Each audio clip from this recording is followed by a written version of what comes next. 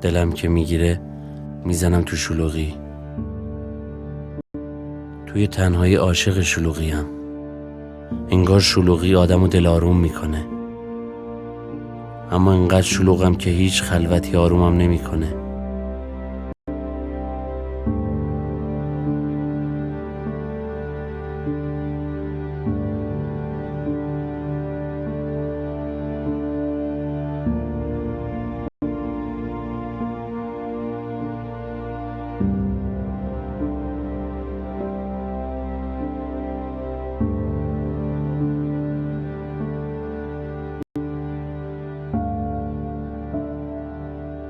دستم به نوشتن نیست، نمیره. انگار چیزی برای نوشتن ندارم، انگار چیزی برای نوشتن نیست. همه چی تموم شده، خودم موندم، فقط خودم رو ننوشتم. حالم رو، نداشته هام رو، سکوت هام رو.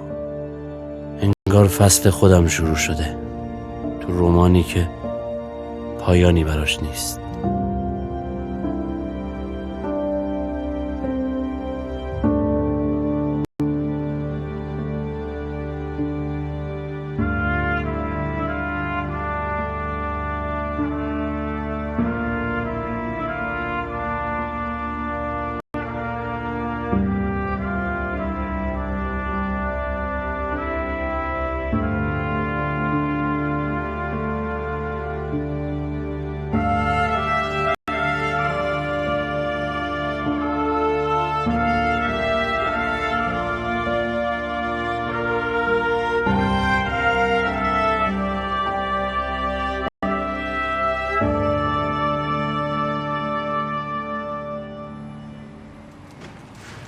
خدا قوت.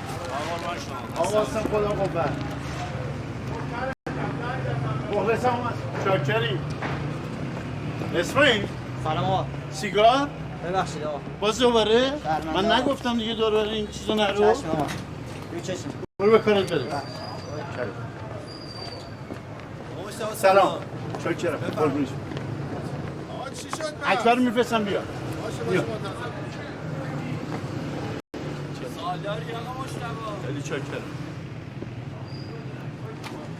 خسته نباش آقا اسمت. سلامت دسته چطوره؟ الحمدلله بهت رو یه خورده در میاد. بروزی چی به؟ باشه. خدا عمرتون بده. سرین کثیفه. باشه اون دست‌ها رو به خب تمیز کن دیگه. صد بار که نمیگم به.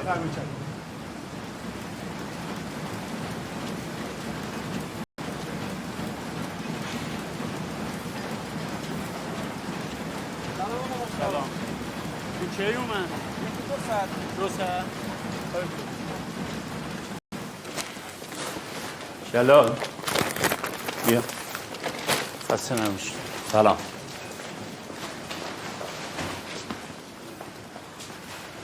بله. برای چه آبرو مردمون ببریم؟ آبرو؟ آره. نداشت که ببرم. رفتی محل کاری یارو سکیه پولش کردی میگی نداشت؟ پس منم ندارم دیگه. آقا شما دیگه نمیخواد واسه این لقمه ها بگیری. من خودم یه کار جدیدی صحبت کردم. مشکلاتت حل شد؟ آقا جلال 2 روز دیگه میگی یارو شرافت نداشت. انسانیت حالیش نیست. من دیگه نمیتونم باش کار بکنم. میای برای دل خودم میشینی. نه دیگه این دفعه فرق میکنه. قصه‌ام عقب افتاده. چه عجب. سر به سرم نذار، من حالم خوب نیست. منم حالم خوب نیست. منم حالم خرابه. اگه نیوردم اینجا ناظری چاپ باشی عین آدم کار بکنی. چند بار خدا وکیلی معرفیت کردم وسط کار ول کردی اومدی دوباره. گفتی این رادیکال، اون بورژواست، اون انگکتواله، اون کوبیسمه، این داداییسمه، این امپرویزه است. اون دغدغه نداره. خب این که سر تو بنداز، کارتو بکن، پولتو بگیر. به خدا قسم اگه فامیل نبودیم قید این رفاقتو با تو میزدم. مشتبه جون، من کاری که میکنم باید باور داشته باشم یا نه؟ باور بده. باورت کو؟ بده دیگه باور. باور خیلی مهم. چی میگی؟ برو یونس. تو کاری بینید ندیشه. برو همون رو جمع کن برو. چی کارش داره اینا رو جمع میکنه؟ خب باورتو بده ببینم. کجا تو این باور؟ تلفن زنگ بده من ببرم سر این بازار ببینم یه لقمه نون بهم میدن. تلفن رو جواب آقا اون بده. باورو حاضر کن من ببرم. الو. گاهی وقتا به خودم میگم ای کاش میتونستم مثل بقیه چشمامو ببندم اون کاری رو که ازم میخوان انجام بدم بدون اینکه فکر کنم. کارای ناتموم این مدت روشونه هم سنگینی میکنه. فقط دلم میخواد ذره‌ای به این بار اضافه نشه. خیلی خوب، پس فقط ترجمه است دیگه. بله، فقط تضمین دادیم که تغییری توش ایجاد نکنیم. جسارتاً چقدر برای این کار در نظر گرفتید؟ بفرمایید از خودتون پذیرایی بکنیم. حتما فکر میکنم بتونیم رضایت شما رو جلب بکنیم. ببخشید چک پیش خودتون باشه، منم کارتون رو سریع انجام میدم. منظورم خواهش میکنم، خیلی ناقابله. به رسم امانت پیش من میمونه تا کارتون رو انجام بدم. آقای بهبودی، ما با شما حالا کار داریم. من رفع زحمت میکنم. با خواهش عزتون. میکنم. چیزی هم که میل نکردیم واقعا. ما نمک پردازی خواهش شما میکنم. بداریم. بزرگواری. شاپور جا نمونی.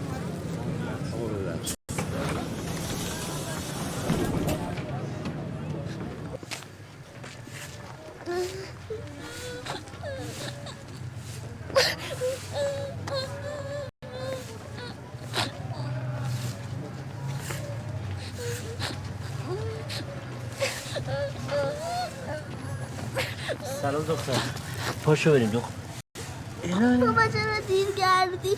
ببخشید رفته بودم داروهای آقا جون رو بگیرم. چی شده؟ معلم به نقاشی هش داشته. خیلی خوب، حالا گریه نداره که. ببینیم نقاشی تو. دورت بگردم من.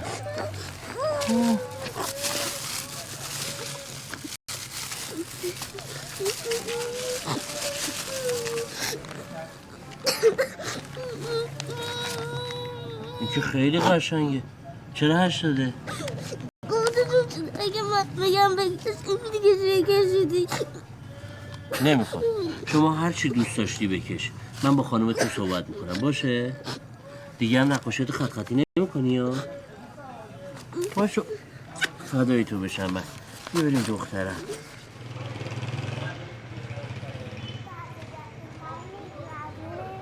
از همه مهربون. آره از همه مهربون‌تر خانم بگره. خب این معلمتون هم مهربونه. تا معلم دومم معلم سومم چیه؟ یه لحظه بابا اینجا ما میسیم الان بیام. باشه. اومدم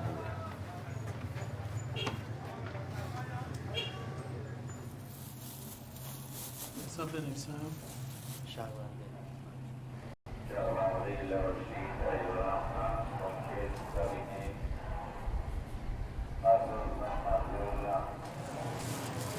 بازم ببخشید. چیه بابا؟ چی ولش؟ خب بگو بابا بدونه. هیچی جنسش خوب نیست. اگه خوب بود می‌خریدیم مگه نه؟ بله. بابایی یه چیزی بپرسم راستشو میگی؟ بله. میخوای کارت پس بدی؟ نه. کی گفته؟ مامان داشت میگفت. شاید شوخی میکرده.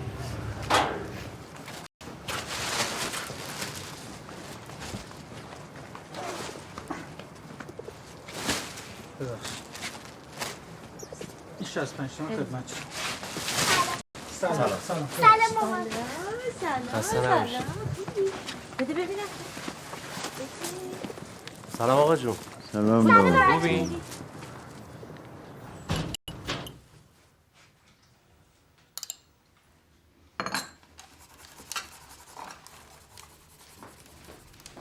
آقا جون اینا چیه؟ به به به ببینین چه شیر برنجی واسهتون آخ پختم. جون شیر برنج. آقا شما شیر برنج میخواد دوست داری؟ پس حالا که دوست داری پاشو یه با آب بیار آقا جون قرصاشونو بخورن. پاشو چشم پاش. مامان. آفرین. خسته نباشی.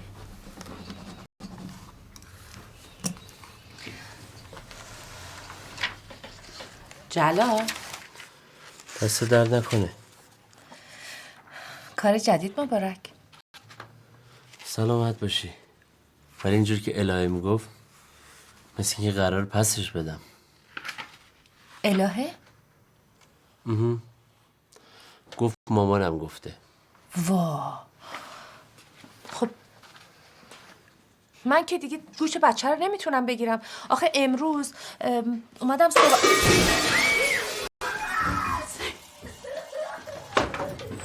آقا جون قربونت برم. آقا جون چیزی نیست قربونت برم. چیزی نیست آقا جون.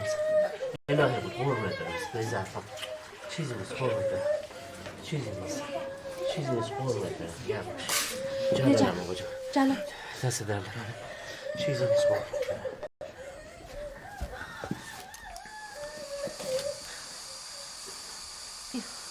یه سرشون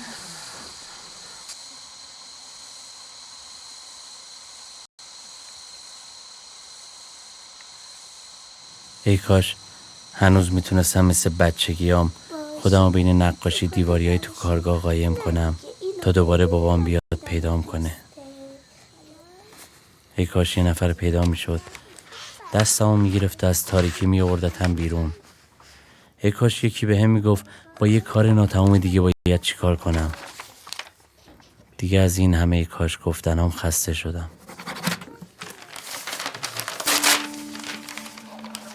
بارسلونا و توی دروازه گل دوم لوئیس سوارز از 56مین دقیقه میزنه. مودی زد ضربه رو کنترلش بهتر بود. سوارز بابا جان بارسا 2 اونو خاموشی رئال مادرید 1.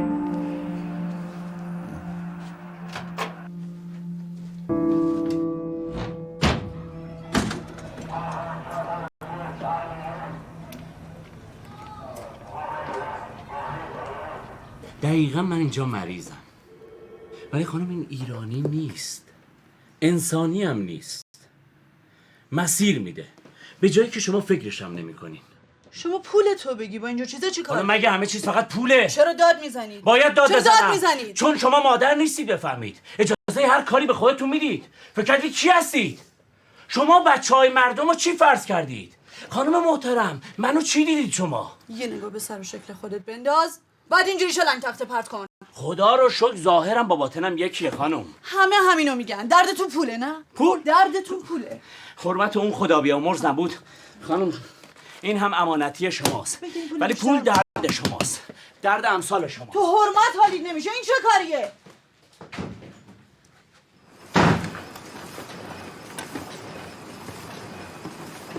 حالا این نایمد خیر آقا هرچی بهش گفتم نمیاد. فکر میکنه همه مردم نمیفهمم اون میفهم. فرمایش نداری؟ نه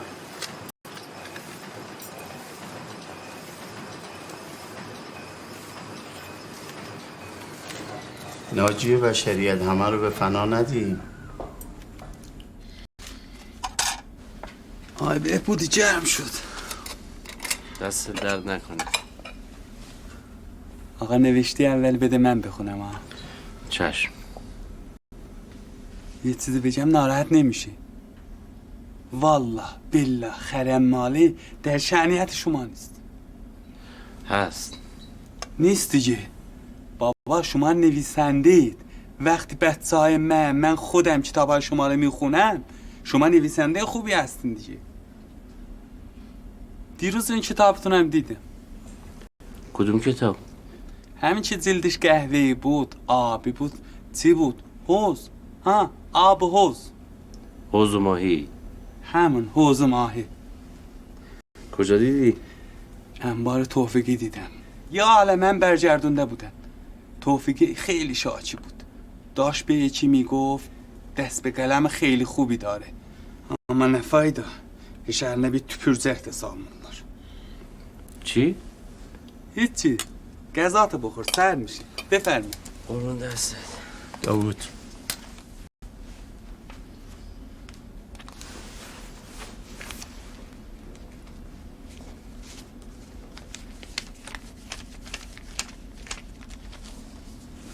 نترس حق و زمه حمالیته. امشبم شام خونه مایید.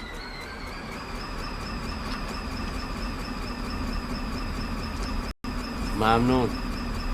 بودو کاپشن تو بپوش دیر شد. باری کله دخترم.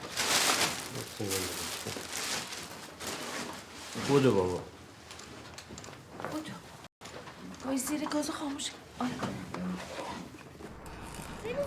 مجتبی جان من قلمم به خیانت نمیره. نمیتونم کم فروشی کنم. ببند بابا ببند. حرومه. حروم که شاخ و دم نداره. ای بمیری. ایشالله. مرغ مرده برادر من بهت حلال شده. چی و حرومه؟ خب نویسنده ایرانی ارزه نداره بنویسه، میرن خارجی میارن تا تو یه لقمه نون بخوری، سفرت خالی نباشه. آقا از عرش بیا رو فرش، با مردم زندگی کن. لیلا. لیلا.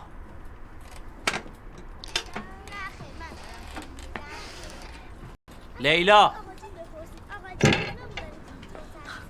شما که هنوز اینجا نشستی. بچه بیاین تو این سرما. الهه. نمیخوایم بریم؟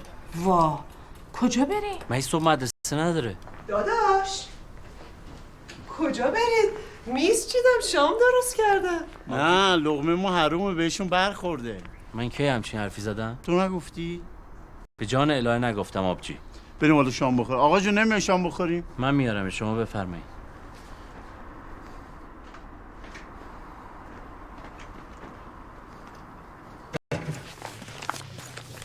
واقعا خودت نوشتی؟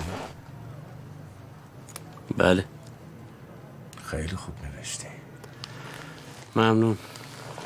ولی جاش اینجاست. جایی چی؟ خانوم. چی؟ خانوم بابا خانوم. فکرشو بکن. شب بره سراغ طرف. اون وقت چی میشه؟ خیانت؟ آفرین، این روزا خیانت میفروشه. یارو بفهمه فرداش یه چاقو کشی اساسی، تهش هم یه عروسی. نه اصلا نه عروسی، چرا یه موتور سواری و ویراژ کشی. چه حالی میده اینجاست که ملت زار زار میزنن تو سر کلشون گره میکنن. تو میتونی شروع کن. ببین منو.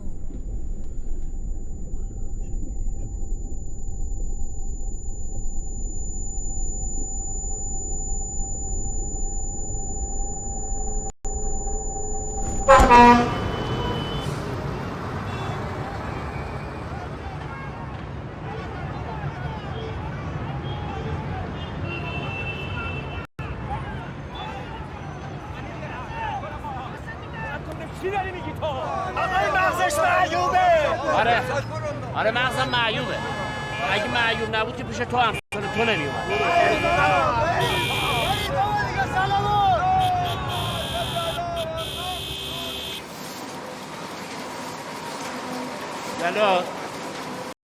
جلال دوباره چیکار کردی؟ چی شده مگه؟ این دو نفر چیکارت دارن؟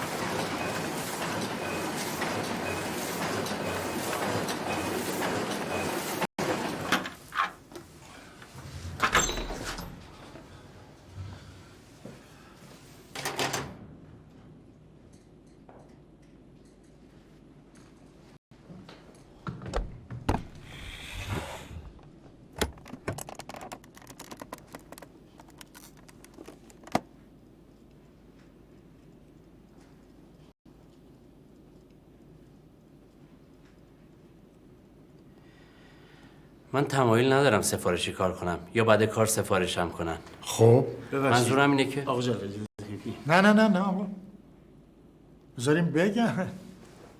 همین سفارش نویس نیستم. ما اگه سفارشی نویس میخواستیم میرزا بنویس میآوردیم. احسن. ببین من شما رو جایی دیدم. ساداتی هستم. آقای سادات، امین ساداتی، استاد امین ساداتی، ناشر بزرگ. ببخشید استاد، من قصد توهین ندارم، ولی من چند تا کار کردم، نوشتم یا اجازه ندن کار بشه یا اگه کار شد برای اینکه پولشو ندن انقدر تو دستاندازهای اداری بالا پایینم کردن، انقدر رو زمین کشوندنم، انقدر به این ور اون ور زدنم که خستم کنن و قیدشو بزنم. شما که اینا رو دیدید بهتر میدونید استاد.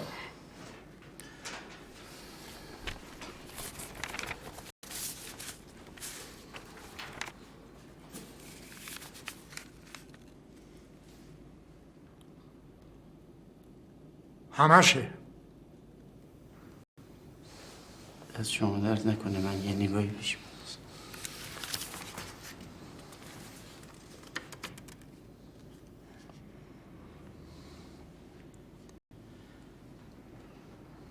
آقا جلال درسته.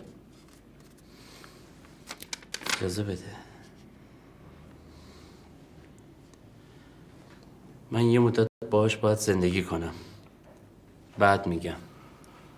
آقا من فکر میکنم که با ایشون به نتیجه نرسیم. میرسیم. من اگه از من میپرسید صندوق رو بدید به آقای بهبودی. میگفت این همه باقی یه گردانه، یه گردان خدشکن. از یه گردان 240 نفره فقط 15 نفر باقی مونده بودن. دستور عقب نشینی به اونها هم داده شده بود، اما اونا بر نگشتن. از اون 15 نفر فقط یه کوله مونده، یه کوله و 1000 تا سوال بی جواب.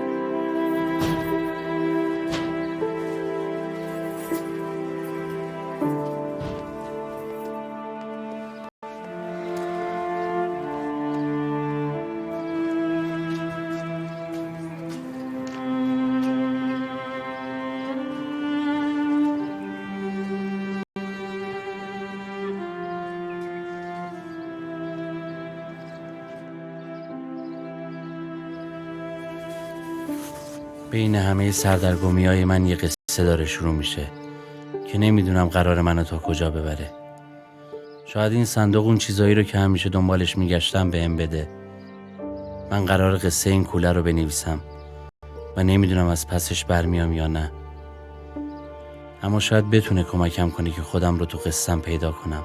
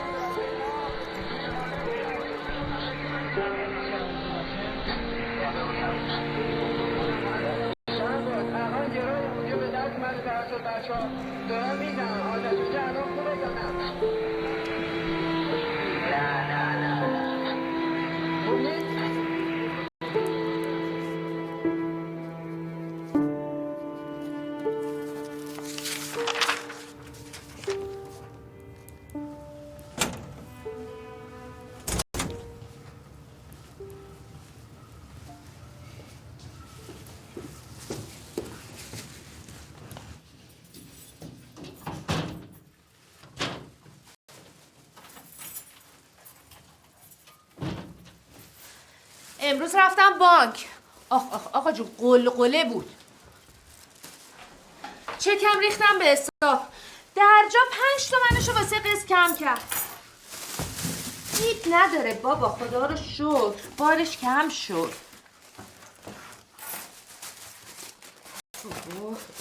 یه خودم نقد گرفتم. این حساب رحمانی و شریفی رو همه رو صاف کردم. یه 2-3 روز صبر میکردی بعد. بذار چایی من برای تو بریزم.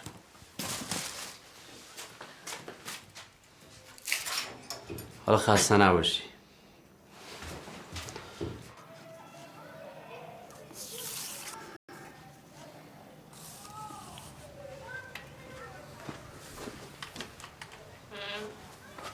شما اینجا چی کار میکنی؟ اینا رو از کمد من برداشتی؟ نه آقا جون، برای کارمه. مگه دکتر نگفت دیدن اینجور عکس براتون خوب نیست ها؟ بابا جونم، من فقط به صدا حساسم. اینا هم که ساکتم.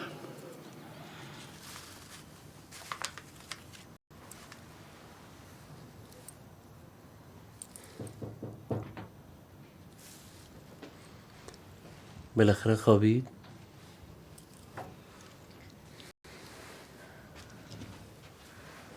از صبح تا حالا پای اینایی ها. خسته نباشی. شما خسته نباشی. منم دوست دارم یه کاری بکنم. چیکار کنم؟ نمیدونم. خب میخوای این عکس‌ها رو سوا کنم، نامه ها رو؟ نه ترس، من این کارو پسش نمیدم. واه، مواظب باش، امانتاً. چشم.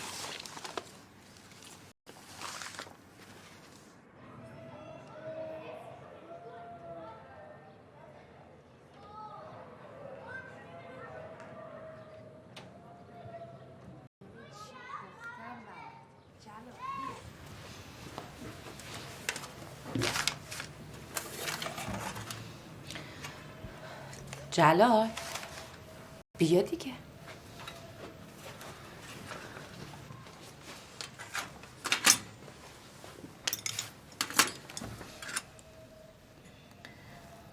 خب دیشب چیکارا کردی؟ چی نوشتی؟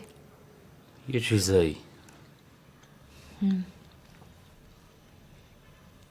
وای این نامه ها چقدر خوب بودن. اصلا بعضیاشون شاهکار بودن. این خانوادگی هاشو کجا گذاشتی؟ اونجاست.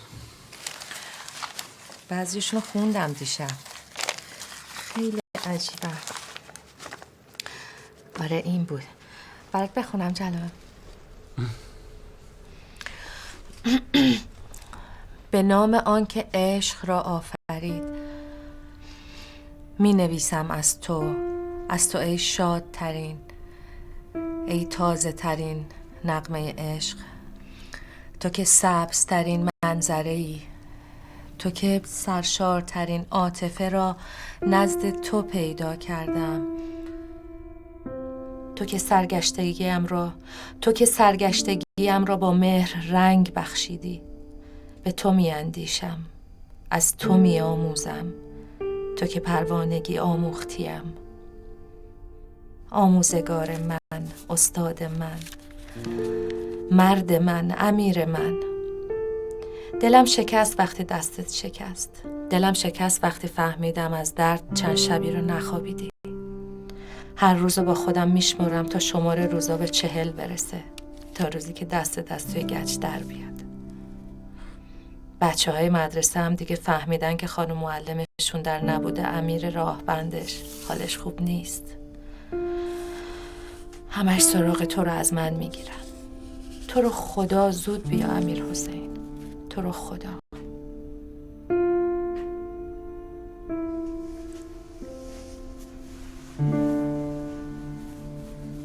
میونه این همه قصه نیمه تموم یکیشون داره خودشو بهم نشون میده. انگار تو تاریکی گم شده بودم و یه نفر اومده پیدام کرده، دستمو گرفته و راهو نشونم میده تا بتونم دوباره روشنایی رو ببینم.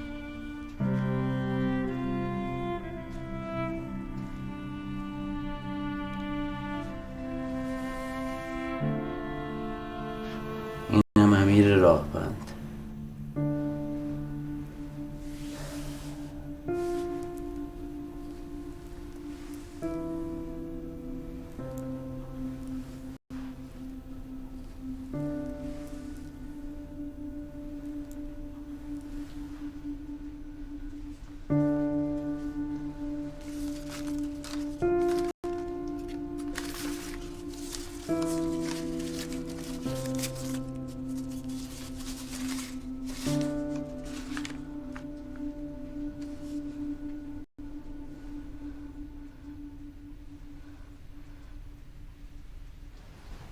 جلال بیا.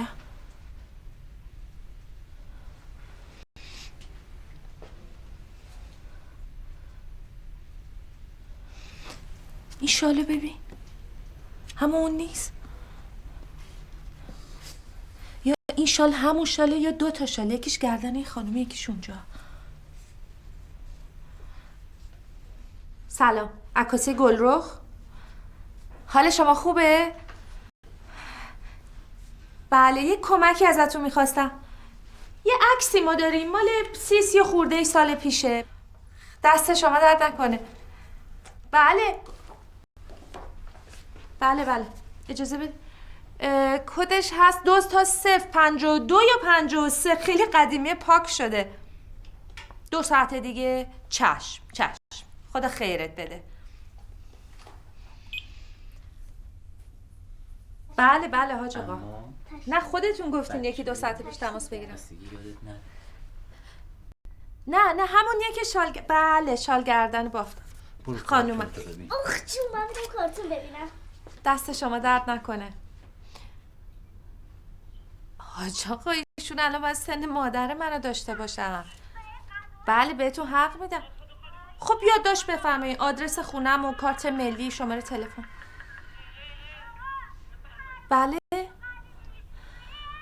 بله زرندین نداره آخرش.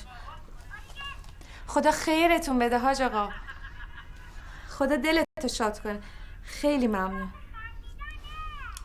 چی گفت؟ پیداش کردم. خب با تو هم میگم چی گفت؟ همین جوری. اذیت نکن لیلا. شیرینی، مشتلقی، چشم. مژدگونی. باشی چشم. شهربانو صدری، مال روستای زرندین اولیا.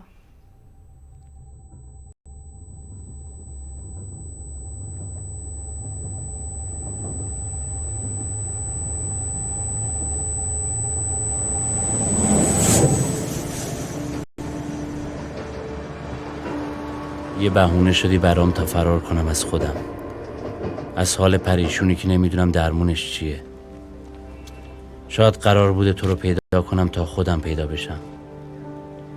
حالا دیگه فقط برام مهم نیست که تو جزیره هور چه اتفاقی برات افتاده. میخوام بفهمم قبل اون کی بودی و چی شد که رفتی.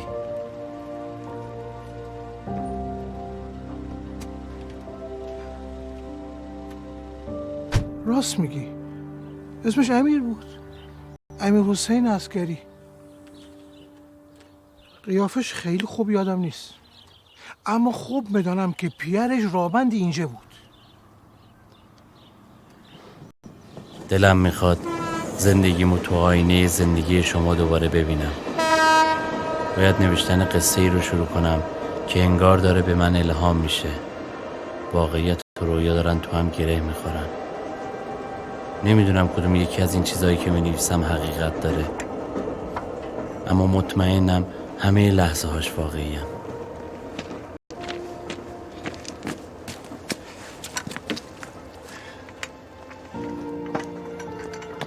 ببخشید آقا. بله.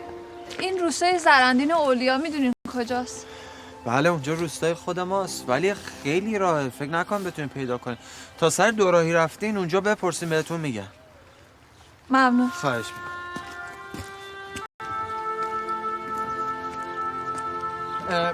ببخشید میخوام من چمدونتون براتون میارم چون نه سنگینه. خودم میتونم. نه خب بده من براتون میارم، خیلی راهه تا اونجا. ممنون.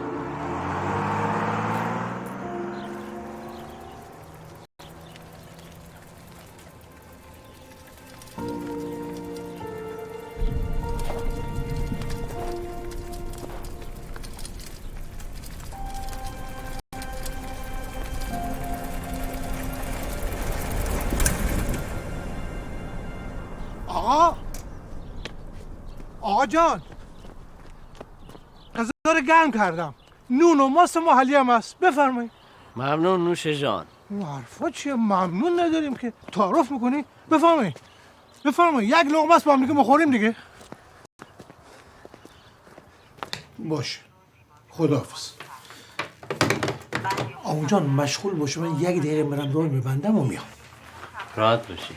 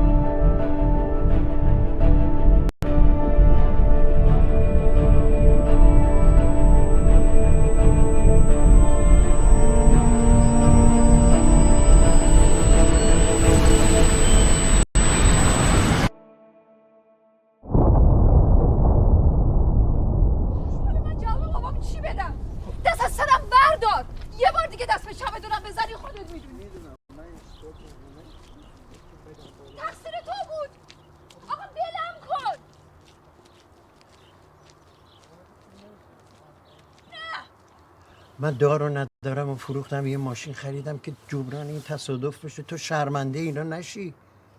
حالا خودت میدونی من تلاشمو کردم. حواست به اینجا باشه.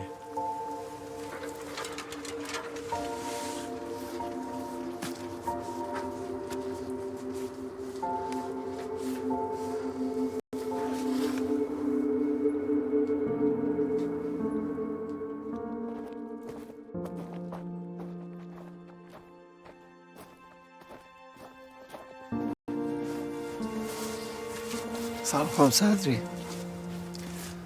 همون رنگشو نداشت.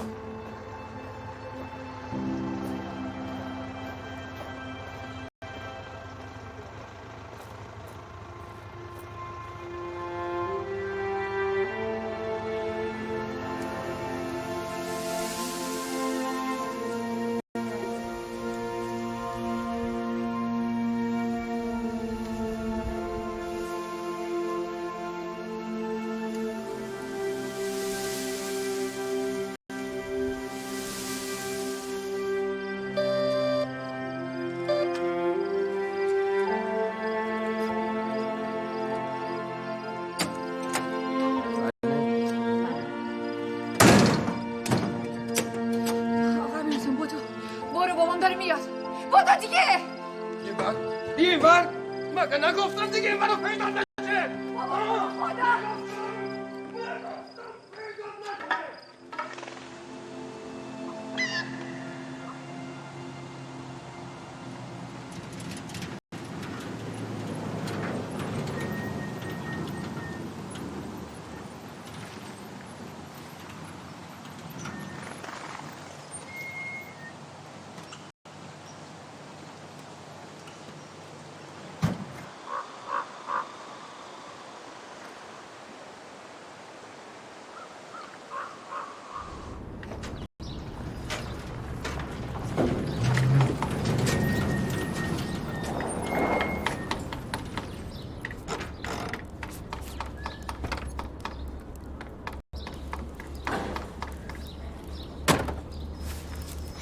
سلام آقا صدری.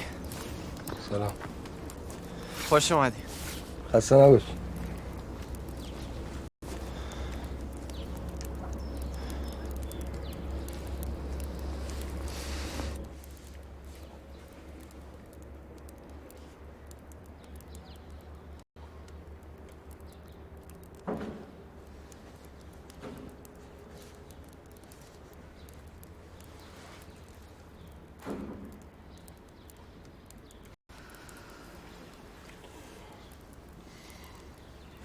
تصمیمی که خودت گرفتی. انشالله خوشبخت شی.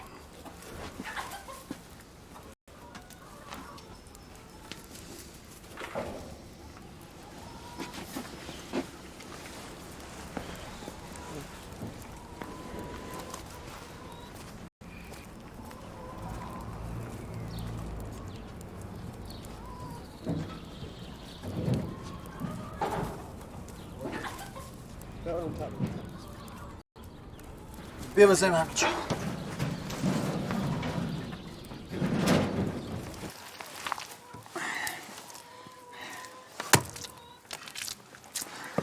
امیر حسین بیام کمکت.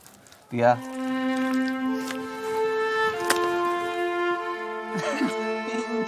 خود دیگه این چه قشنگ شد اینا. بین بندان خراب کردی اینا. ببین.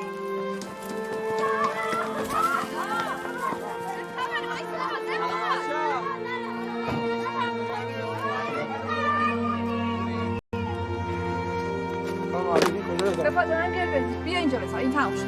برش دارو اونو. بیا.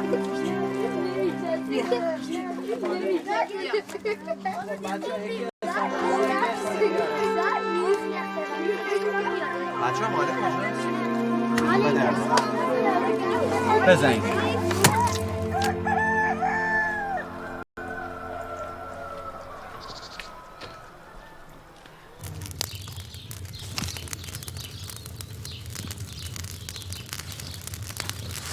خدا قوت. سلام علیکم. سلام پسر جان. بفرما. ببخشید دنبال آدرس خانم شهربانو صدری میگردم. همین الان پیشوای شما رفتن قبرستون سر خاک.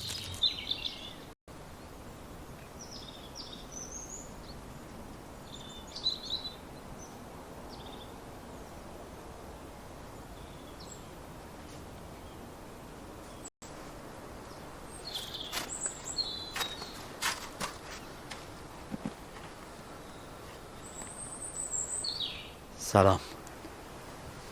سلام علیکم. خانم شهربانو صدری؟ بفرمایید.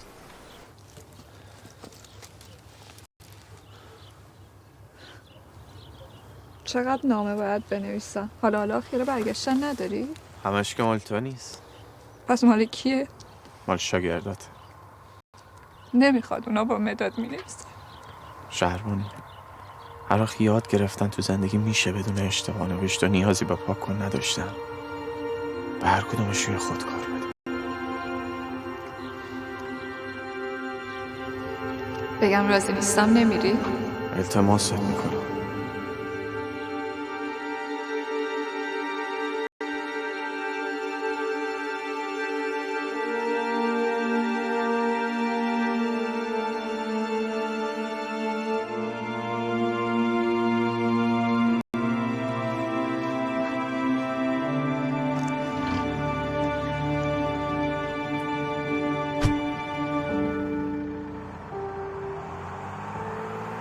یهو از خواب پرید.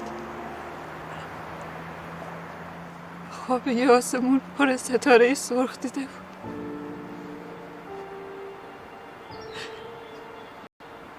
میگفت از آسمون ستاره میری همه جا رو میسوزون. دریا آتیش گرفته بود، مردم میسوختن، زنها، مردا، پیر، جوان، بچه.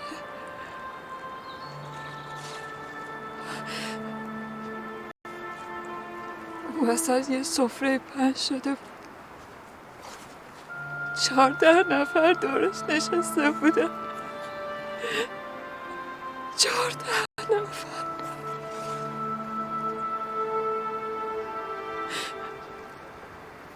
بعدشم بارون.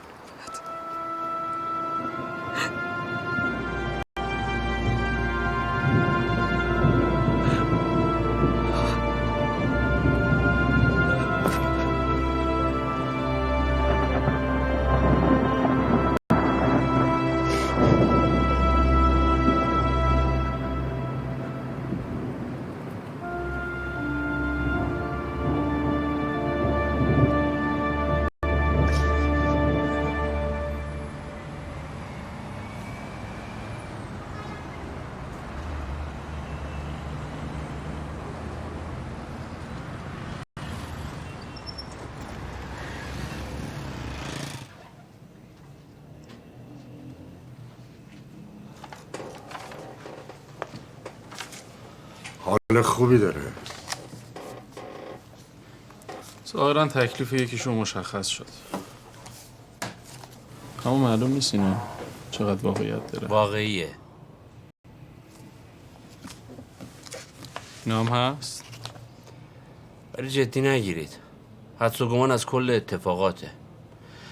در واقع یه سری نوشته های پراکنده و بی سر و ته. فکر نکنم به دردتون بخوره. 14 نفر دیگه هم هست و چراهای زیادی که مونده. من همچنان معتقدم که این روش جواب نمیده. یه لحظه ببخشید. من مسئول پیدا کردن گم شده ها نیستم.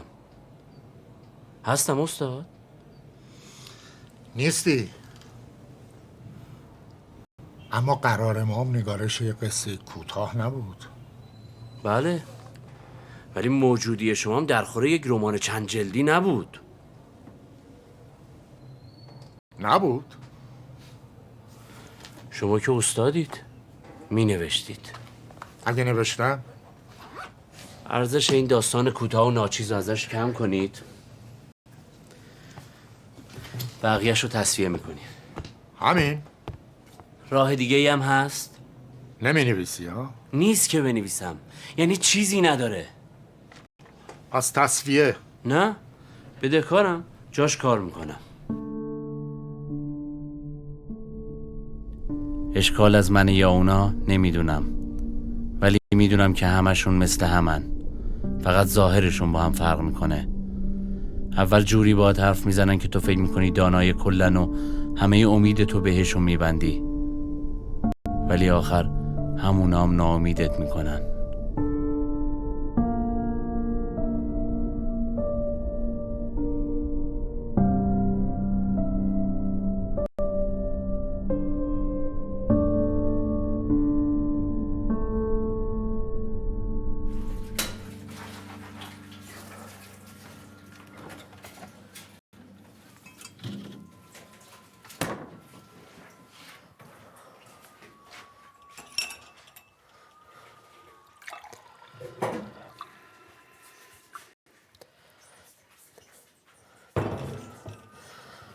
اگه 2 روز دندون رو جیگر میذاشتی و چک و خرج نمی کردی، من امروز اینجوری خراب نمی شدم.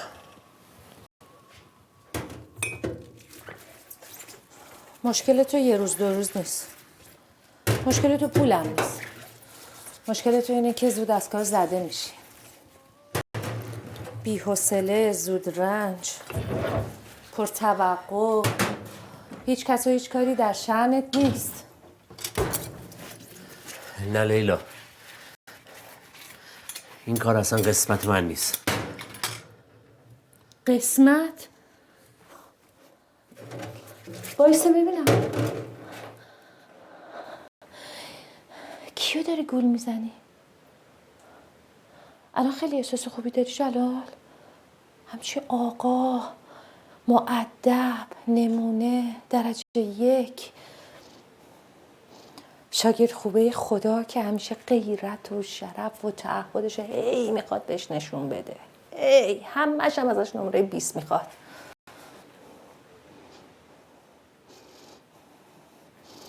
خوب بازی را انداختی.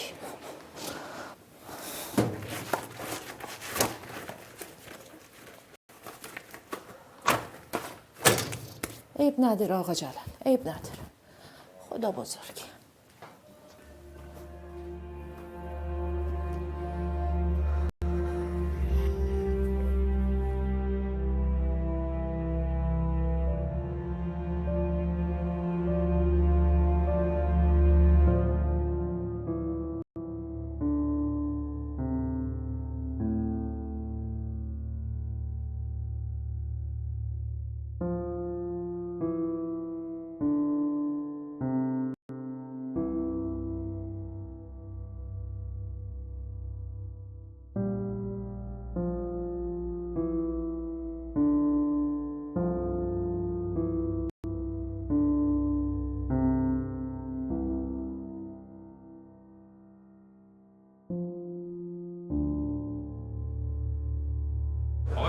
سفیدا رو باید بذاری. نه بابا خودم میذارم. بله. بابا من میدونم این چجوری بذارم. بابا چیزی نمیشه. روزی چند بار میدی؟ روزی 15 تریپ 20 تریپ. و مونده به دور و نزدیکش. ما هر راه چقدر میگیری؟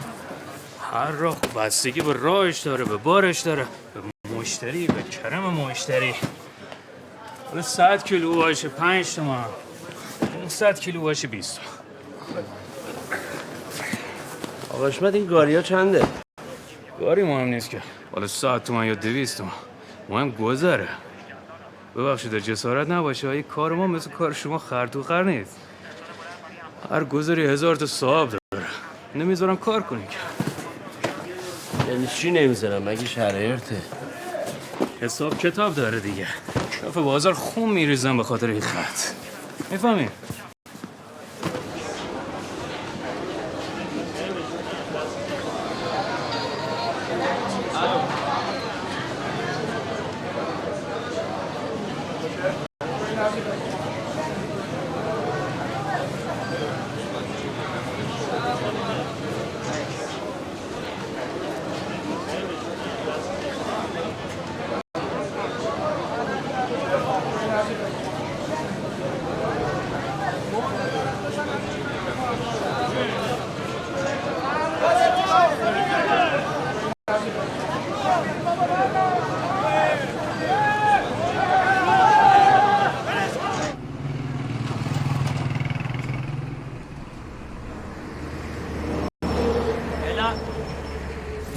خانم سوار نکن. سلام علیکم. بفرم. آقا اینا رو بچین. سمن اینا رو درست کن. بفرم خانم. کارچ 7500.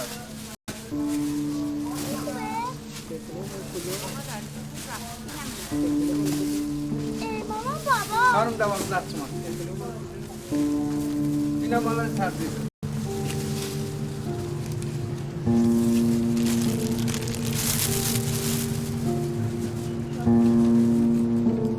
آقا جلال جان یه دقیقه وایستا. جلال وایستا. مگه من چیکار کردم که تو محل اینجوری با من رفتار میکنی ها؟ چرا با روی من بازی میکنی؟ کجا با آبروی تو بازی کردم؟ دزدی که نکردم. مگه باید دزدی کنی؟ یه چند وقت وضعیت من اینجوری شده همه باید بدونن؟ بی پولی که آر نیست. خدا رو شکر سرمون بالاست. اصلا تقصیر من که اینقدر به فکر تو هم. این بچه باید میوه بخوره. یعنی چی؟ من چی نمیدونم. بیا بریم مادر.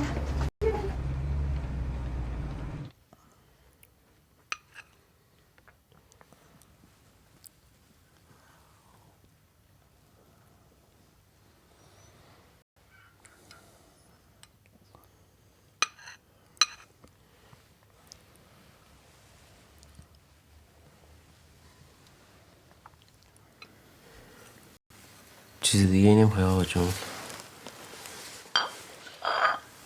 بابا جونم کار نیست. میدونم آقا جون، میدونم.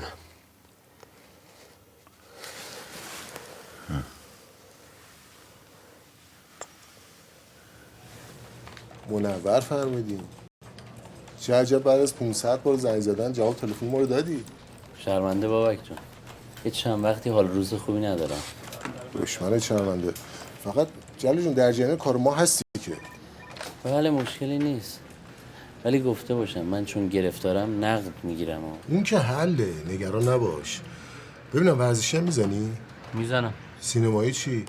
آرتیستا زندگیشون ولنتاین این چیزا دیگه. اونم میزنم. خانم کاظمی بله چند تا جدول خام با اون کتاب اطلاعات عمومی بردا بیار. چشم. میتونم اینجا شروع کنم؟ همینجا؟ آره اینا؟ چیزی که اینجا زیاد داریم جا، چرا که نه؟ بگو جا بدم. مرسی بفهمی. بگیر. دست درد نکنه. اینجا خوبه؟ باشه. خیلی خوب. جلال جان چای نسکافه چیزی خواستی بگو در خدمتم. چشم. قربونت برم.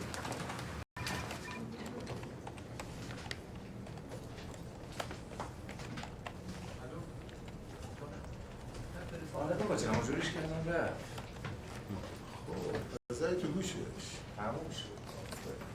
آقازاده جنوبش کردم شریک خودم. مفت.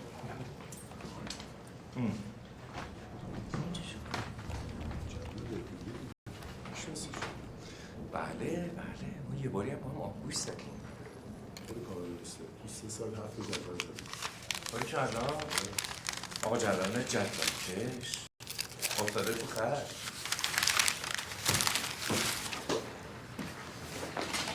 آقا جلال، آقای حکمتی همکاران من از ناشوه اصلا نباشید.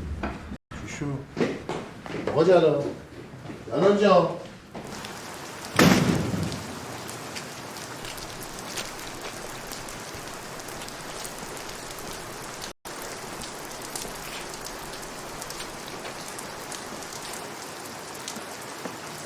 سلام آقا جون. سلام بابا. اینجا چرا نشستی سردیه؟ هیچ شدی؟ چیزی نیست. نه بابا. سلام بابا. بیا بریم تو بخواب. صبح بریم مدرسه. شما هم بیا تو آقا جون. باش.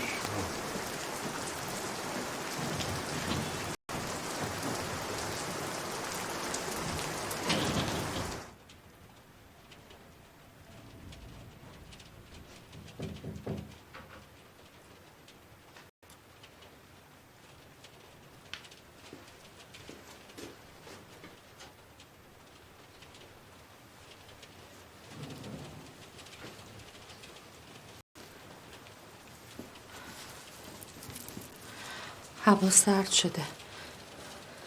سرما نخوری. دست درد نکنه. خواهش میکنم. ببخشید من اون شب خیلی زیاده روی کردم. عیبی نداره. ولی لیلا، آدم یه وقتا توقع شنیدن بعضی حرفا رو از عزیزاش نداره. خرد میشه.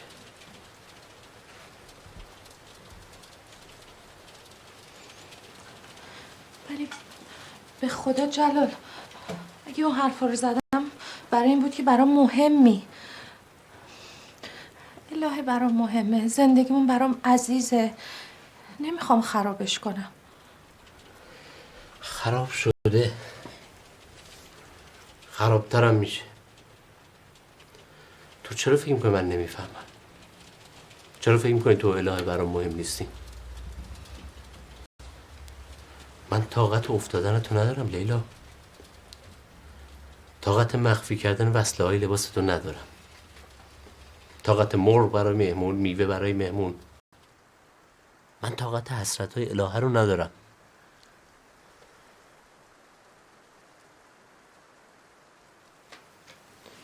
چی داری میگی جلال؟ ببینم مگه من حرفی زدم؟ مگه ایرادی گرفتم؟ مگه من نساختم؟ من کی گفتم تو حرفی زدی ایرادی گرفتی؟ من کی گفتم تو نساختی؟ مشکل من خودمم. من خستم. نذار بیشتر از این بشکنم. به خدا جلال اگه بذارم. نمیتونی لیلا. دست تو نیست. زور زندگی خیلی شده. همینجوری داره له میکنه. کور شده، کر شده، نمیشنوه. نمیبینی؟ جلال زندگی صاحب داره، بالا سر داره، نه کوره نه کره. حرفا چیه که میزنی؟ جلال اگه میخوای از ما فرار کنیم یه چیز دیگه است. آره میخوام فرار کنم. از همه، از خودم، از ظلمی که به تو و بچم دارم میکنم. من باید خیلی چیزا رو جبران کنم.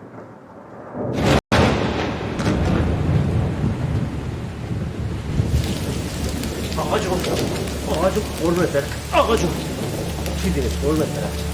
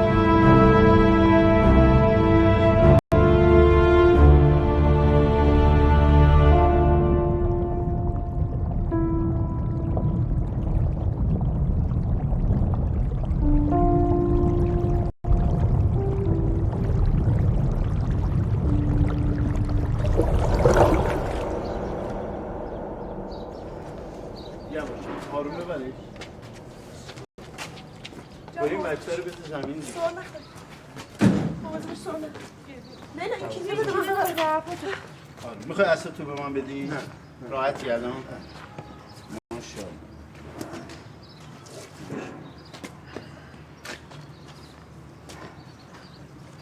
جواد جون بیا این داروها رو بگی. من برم اون داروها رو بگیرم. میرم خودم. نه میرم. فقط مواظبش باش که نخوره زد. درد سر رو دوباره باید برگردیم بیمارستان. خدا.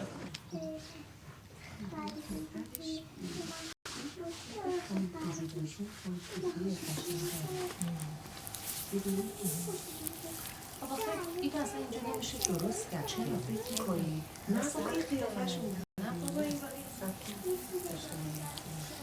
خب گرون اومد در نزنیم. چرا اینا خوش میدونم من نمیشه.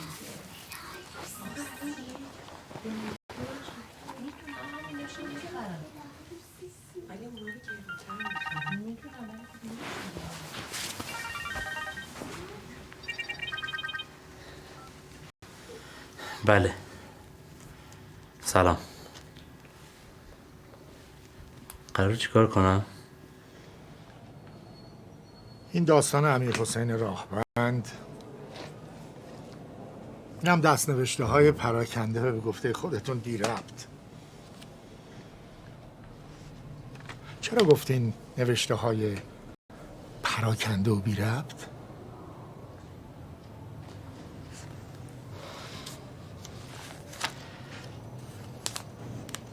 ببخشید میشه بگید اینجا چه خبره؟ هر خبری هست اینجاست. شما بگید چه خبره.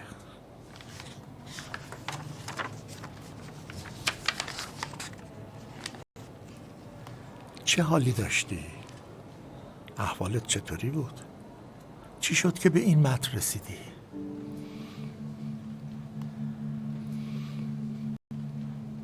نامه ها،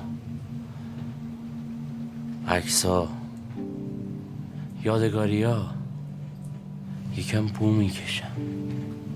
وقتی هم که بو میکشم خل میشم، خیالاتی میشم. خودم گذاشتم جای اونا. شروع کردم به نوشتن. یه قرآن کوچیکم بود.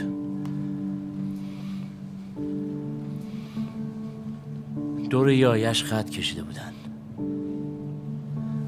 مضمونش موندن پای عهد بود برای یه کار بزرگتر. من حس کردم. چی حس کردی؟ نجات جون یه عده دیگه، نیروهای دو طرفشون، سرگرم کردن اون طرف، دست به سر کردن دشمن. یه تصمیم سرخود. بیسیمو هر چی که قطع میشد به فرماندهی قطع میکنن. خب همین. دلیل دیگه ای تو داستان براشون پیدا نمیکنم جز داستان امیرحسین چیزی برای نوشتن نیست آقای ساداتی.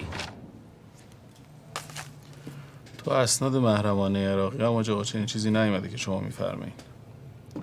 آخه این تنها گزینه‌ایه که با اسناد جور در میاد. بازم میگم اینا حدس و گمان من از کل اتفاقات.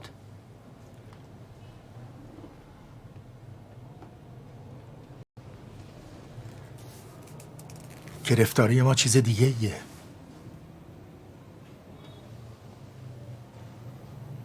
میتونی ادامه داستان رو بنویسی؟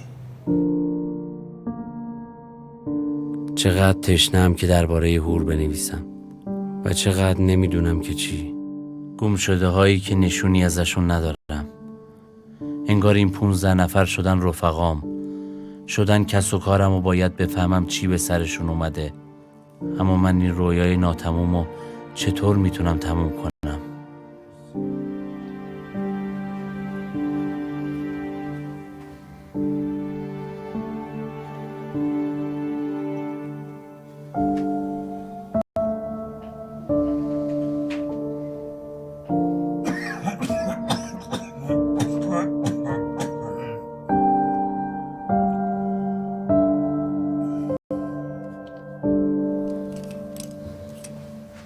خوابم نمیبره آقای ساداتی.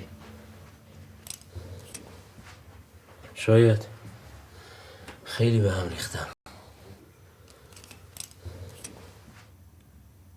چشم.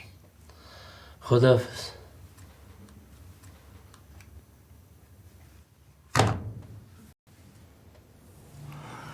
یه پنجره برات دارم. شاید خیلی بزرگ نباشه، ولی برای عبور کافیه. پشتش کجاست؟ یه 4 دیواری دیگه؟ تو که هنوز عبور نکردی. احتمالاته. احتمال خودش احتماله نیست. جلال، قلمت باحاله. دوست دارم مثل اقیانوس آروم و عمیق و با حرکت باشی. من نمیدونم دنبال چی هستید. 15 نفر ناپدید شدن، گم شدن. پیدا کردنشون کار داستان و تخیل نیست، جور دیگه ایه.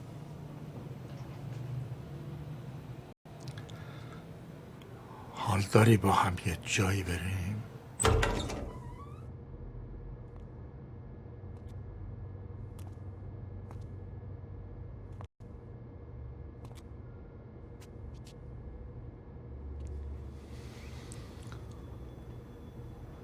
پونزده نفر و این 3000 نفر اثری از هیچ کدومشون نیست.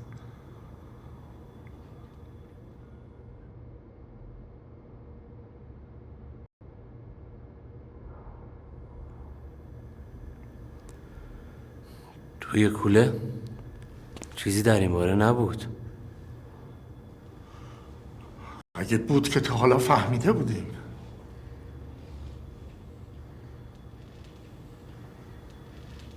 حدس و گمانای تو درست بوده. حالا مثل یه پنجره بهشون نگاه کن. برو ازشون عبور کن. ازشون عبور کن. ازشون عبور کن. از کوله، از امیرحسین و شهربانو، به انبوه آدم هایی که هیچ نشونه ای ازشون نیست نگاه کن. تو چشماشون حرفای نگفته ای هست، حرفایی که باید پیداشون کنم، حرفایی که داره کم کم به سمتم میاد و منو پیدا میکنه. این همه آدم گم شده توی هور و تاریخ، دیگه جرأت ننوشتن ندارم. انگار خواب امیرحسین داره برای من تعبیر میشه.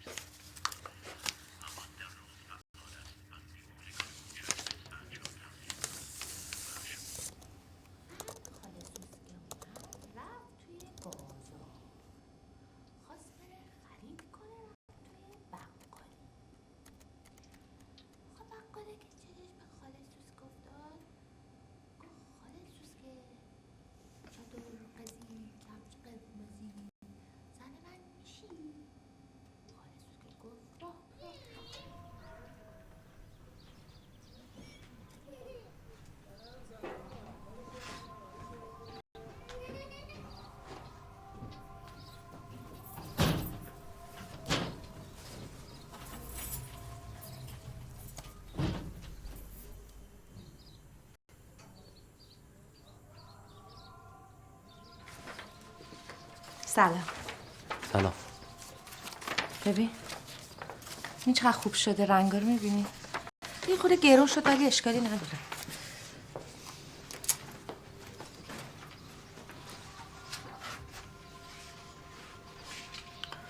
اینجا که اصلا جا نداره بچسبونی.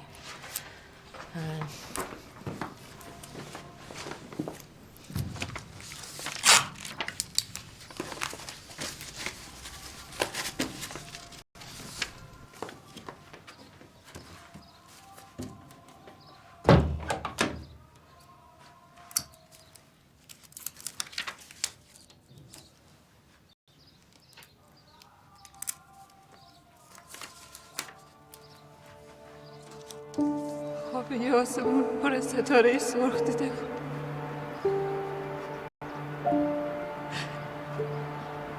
میگفت از آسمون ستاره میری همه جا رو میسوزون. زنها، مردا، پیر، جوون، بچه.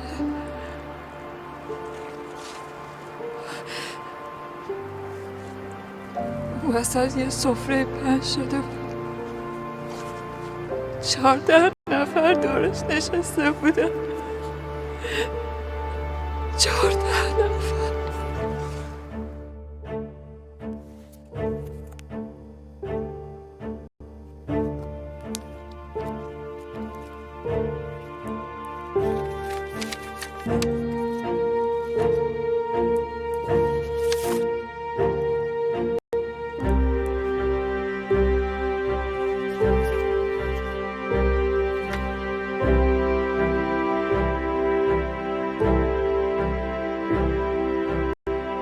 دیگه قلمم راه نمیره. دیگه نمیتونم بنویسم. گم شدم جایی بین دست نوشته ها و یادگاری های توی کوله، جایی بین حورنشین های مفقود شده.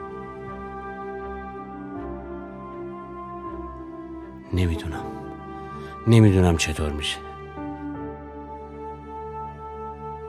شاید تصویر ناتموم این آدم ها تو نقاشی های بابا به سرانجام برسه.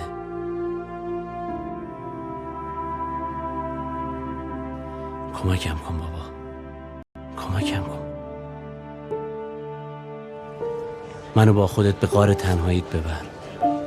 شاید بتونم از دیوار نوشته هاش قصه‌مو پیدا کنم. فکر میکنم که حالت اونجا بهتر میشه. نقش بزن بابا. بذار لابلای رنگ ها و نقش های تو قصه این آدم ها رو پیدا کنم. کمکم کن بابا.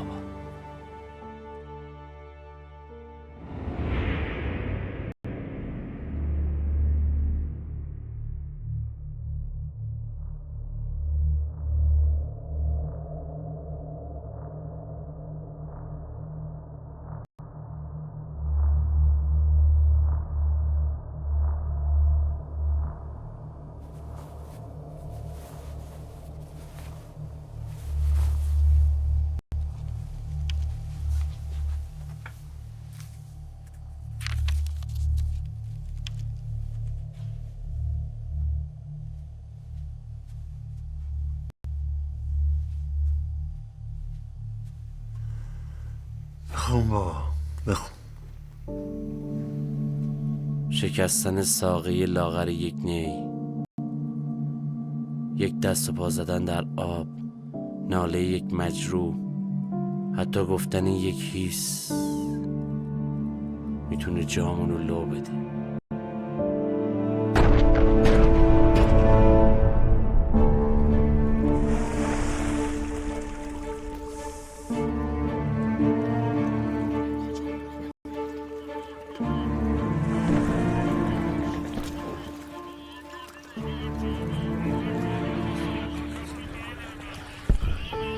محاصره کامل شدیم. دستور عقب نشینی اومده. دستور عقب نشینی به گردانی که از همه نفرات اون فقط 15 نفر باقی مونده. ولی ما نمیتونیم عقب نشینی کنیم. برگشت ما راه قتل عام حورنشینان رو برای دشمن هموار میکنه. دشمن به تنها حامیان ما تو این سرما و آتش رحم نمیکنه.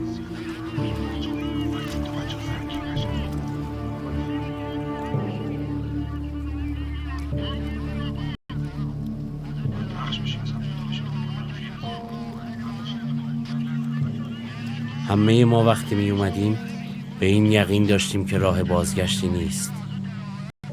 ما اومدیم و موندیم تا 2 لشکر فرصت عقب نشینی داشته باشن و حالا هم راهی به جز موندن در کنار حورنشینان نداریم.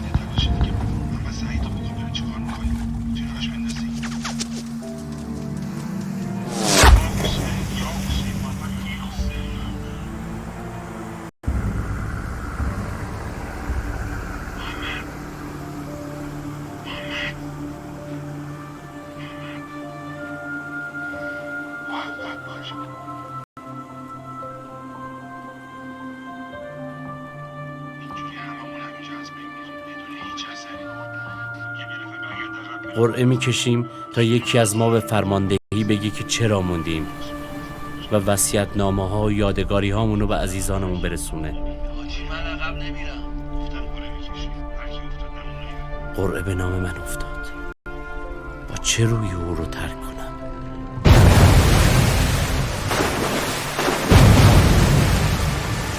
دل به آب میزنم اما راهی برای عبور نیست. شهربانو، بانوی من، فکر میکنم که امشب خوابم تعبیر میشه.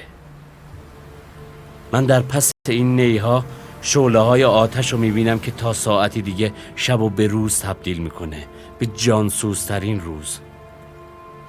شهربانو، بانوی من، اینجا دقیقاً مثل عصر عاشوراست.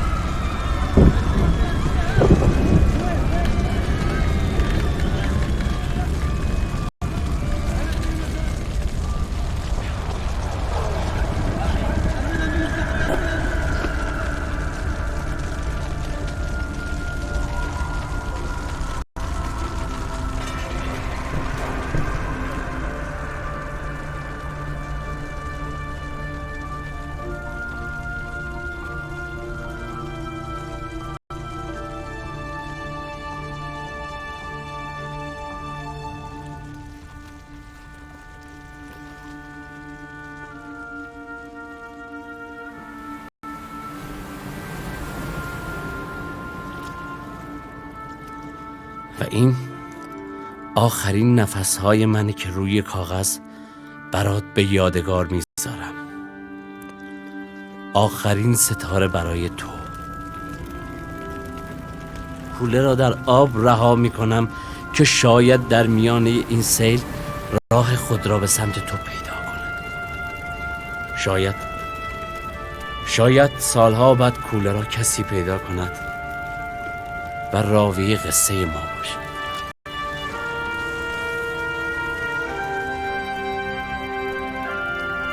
شهربانو، خدا حافظ. خدا حافظ.